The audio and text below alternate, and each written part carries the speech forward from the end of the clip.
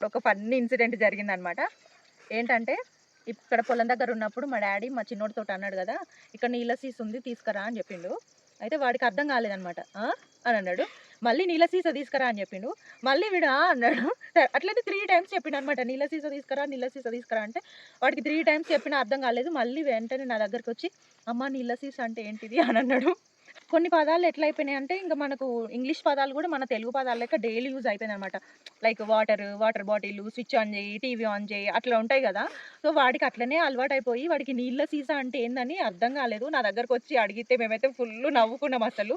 తర్వాత water bottle అని చెప్తే ఓ అవునా అని అన్నాడు అనమాట. సో ఇట్లా మీలో ఎంతమంది కొన్ని బేసిక్ తెలుగు పదాలు మర్చిపోయారో చెప్పండి. అంటే వీళ్ళకి తెలుగు మాట్లాడడం వచ్చు, చదవడం రావడం రాకపోయినా బట్ కొన్ని పదాలు వీళ్ళకి తెలీదు అని నాకు కూడా ఇప్పుడే అర్థమైందనమాట. సో మీలో ఎవరికి పర్ఫెక్ట్‌గా తెలుగొచ్చో వాళ్ళకి ఒక క్వెషను. స్విచ్‌ని తెలుగులో ఏమంటారో మీ ఎవరికైనా తెలిస్తే కామెంట్ చేయండి.